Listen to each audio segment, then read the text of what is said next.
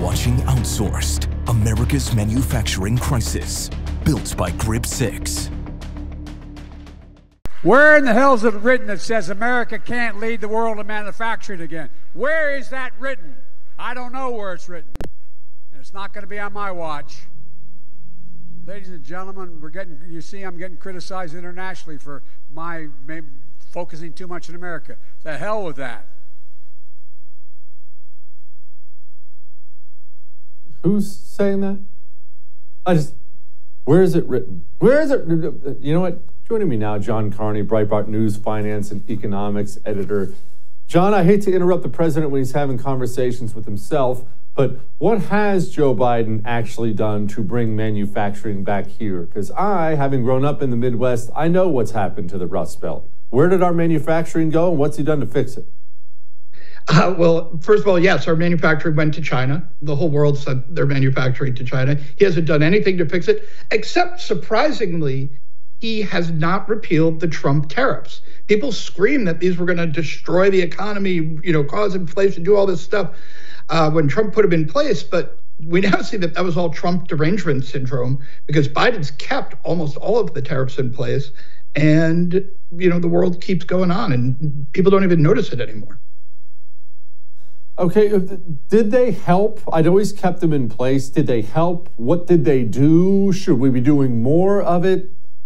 Yeah, they helped a little bit, but not very much. We need to do a lot more. One of the things we found out during the pandemic is how dependent we are on China. When China locked down its manufacturing cities, there was a lot of things we just couldn't get in the United States. Things that that are mostly made in America often have Chinese components to them. And so when China wasn't shipping us that stuff, we couldn't do it. We couldn't make it. Toy companies or, people wanted to buy toys for their kids because their kids' schools were locked down, and you couldn't get toys because all the toys came from China. We probably need a lot stronger of a trade barrier to prevent China from, running roughshod over us. And frankly, the trade deficit with China is rising very rapidly. So whatever we've done, it just isn't enough yet. John, beyond tariffs, which I don't even know how I feel about tariffs, it's just that it doesn't ever seem to work out the way it looks like it's going to work out. But beyond those, whatever we feel about them, how do we start making more things here again? And I'm not naive. I know it's not the year 1800. I know that it's a global economy and that's the way it is. But I would like it if a Midwest Rust Belt town could have a couple steel mills and have people earning good wages and have a good life.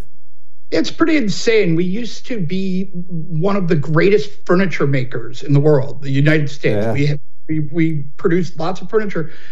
I was recently trying to buy a kitchen table, and trying to find one made domestically was really difficult. I could not find furniture made in America. Why is that? How can it make sense that, my kitchen chairs come from China? Like that seems a long way. Why aren't they coming from Tennessee or Ohio? We used to have a huge furniture manufacturing base here, and we don't anymore. We gave it up. Can we get it back? Because I realize it's the labor thing. I'm not naive. I used to work for my family business. I know when Dad looked at the profit loss sheet, it was always the labor market that was never a good mark. And so companies are always trying to reduce that mark, reduce that number. Okay, well, we can't start having slaves here in America. I don't think anybody would prefer that, Lord willing. So China does, we don't. How do we compete with people who have slave labor? Yeah, basically what we need to do is just have a rule that we're not buying stuff from China. I mean, I don't think a numerical tariff can be high enough to justify buying stuff from countries that have slave labor. So I would say no, nothing from China. That should be the rule. It'll take some time to get there, though, because over the last 23 years, we've become incredibly dependent on China, and we can rebuild American manufacturing. Heck, we don't even just have to rebuild American manufacturing. If we just took half the jobs we exported to China to enrich China's peasantry and put those in Central America, that would go a long way to solving our border crisis.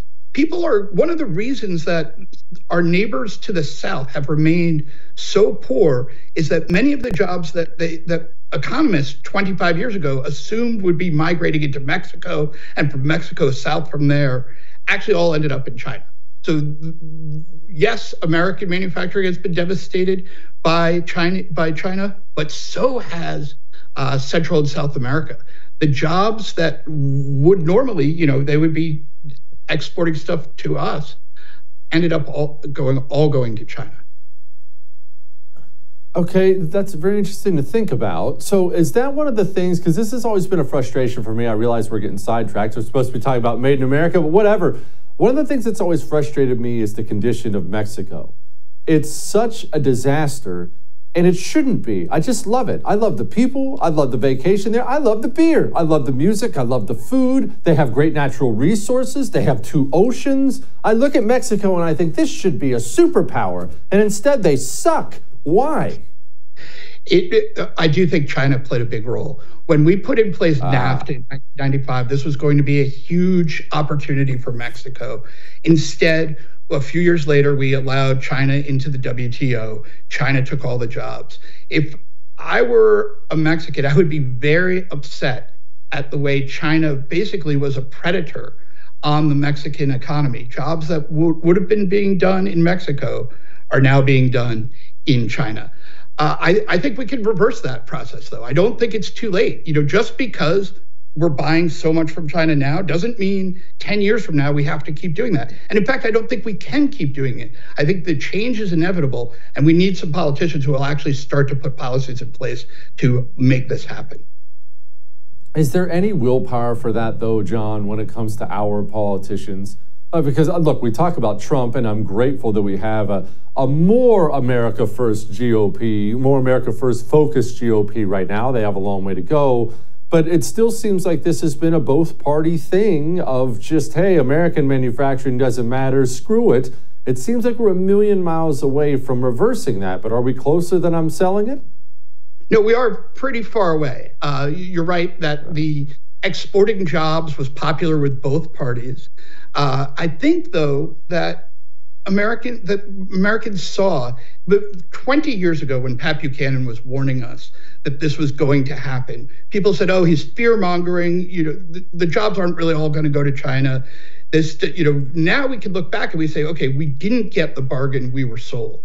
We didn't get advanced manufacturing jobs while we sent the primitive ones off to foreign land. In fact, we just wiped out entire communities throughout the American Midwest. So we can undo that. We don't have to keep the policies in place that allowed this to happen. It is within our power to change our policies. All right.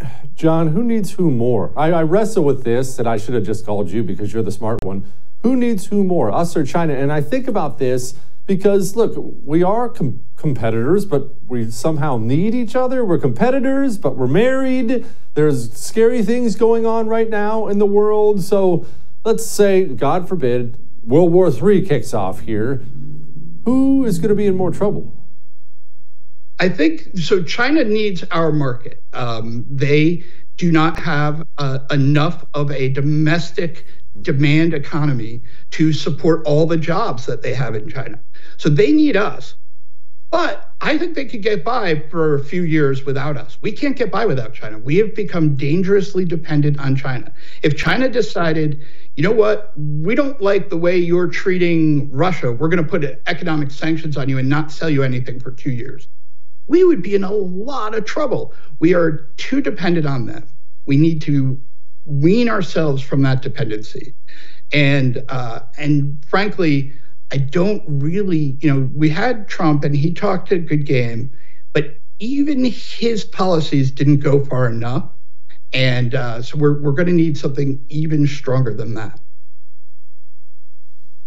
All right. John Carney, thanks, brother. Come back soon.